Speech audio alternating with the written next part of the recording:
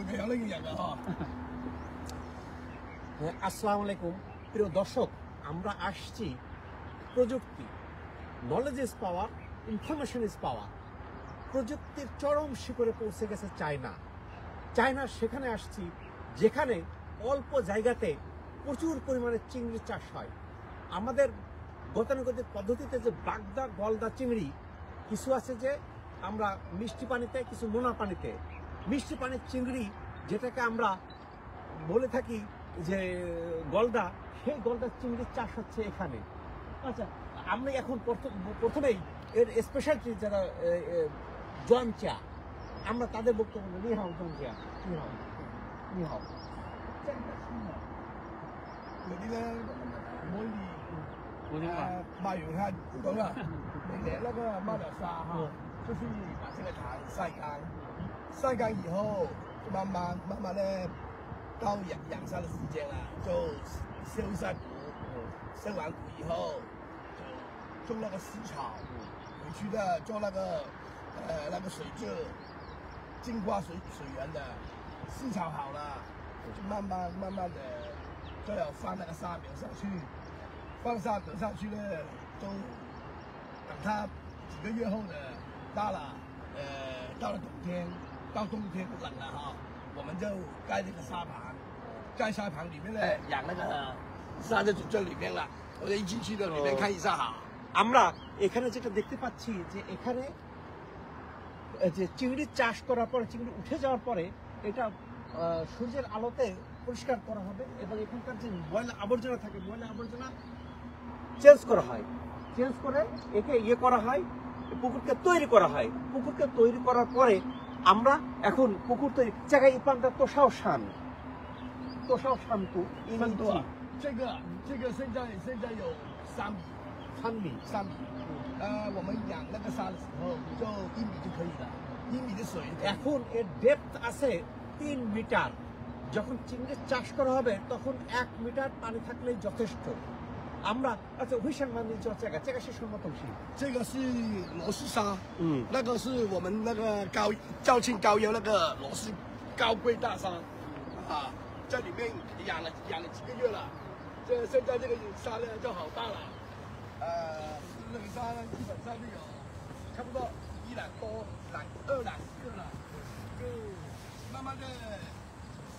আমরা এখানে যেটা দেখতে পাচ্ছি, এইটা দেওয়া হচ্ছে এখানকার ওয়েদার টেম্পারেচার ঠান্ডার জন্য এখানে করা হচ্ছে, যে উপরে পুরো সিস্টেমটাকে করা হয়েছে, ঢেকে দেওয়া হয়েছে। ঢেকে দেওয়ার কারণটা কি?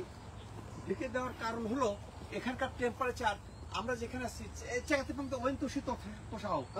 这个温度现在这个温度是28度，晚上就有25度，现在28、9度，晚上就是低着外边那个这个今天这个天气17度，17、18度，里面是温度是很高的。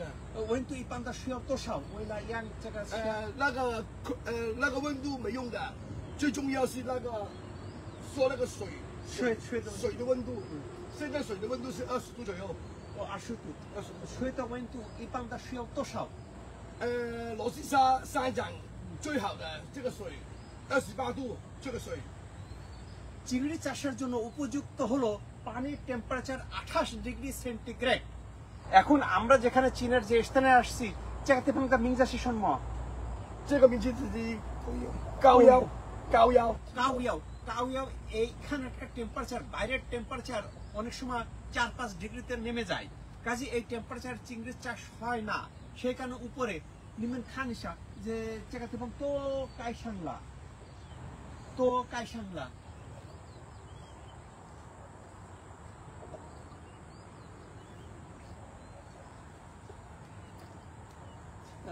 আমরা এখন এই যে কাইসাংলা হুইশান মা空气温度，为了空气温度，这个夏天抓起来。这个是什么？这个是浮表。我们看一下，这经理干，আমাদেরকে小心啊！是的，我注意一下，我不是专家，可能我很破产。哦，哇，出来了！哦，আমরা এখন চিংড়ি দেখতে পাচ্ছি যে ও不怕的，这样加，这样加不怕的。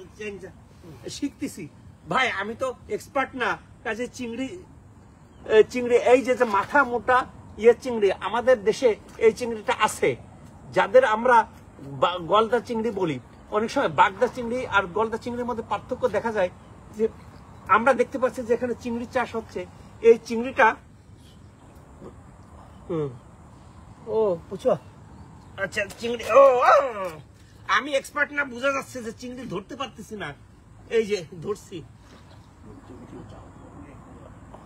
আমরা চেকাশি সম্মতংশী 这个是浮漂， ফুপিয়া 浮 চেকাশি 漂 সম্মতংশী 那个是哪来净化水的，净化水的，净化水这以前那个扫旱的时候就有那个湿草嘛，逐渐那个沙大了，那个湿草就没有了，没有那就放这个上去净化水， 净化水净化水来的，有这个水就好清好亮，不用撒这么多药。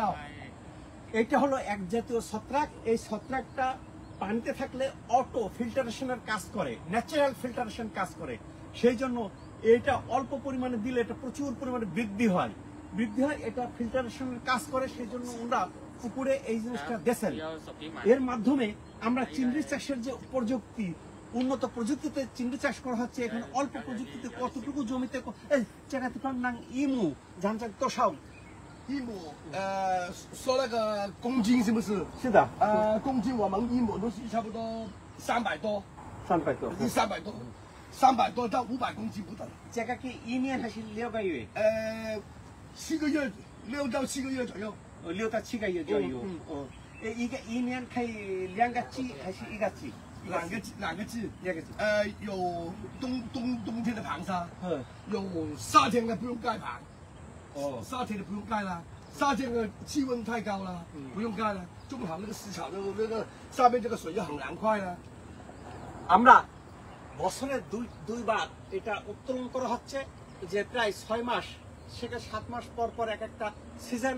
এই সিজনে উনি যে হিসাব দিল মু, চাইনিজ ল্যান্ডের ইউনিট হচ্ছে মু, এক মুতে প্রায় 16 ডেসিবেল, সেই হিসাবে 1 একর জমিতে বছরে প্রায় 6 টনের বেশি চিংড়ির উৎপাদন এরা করতেছে।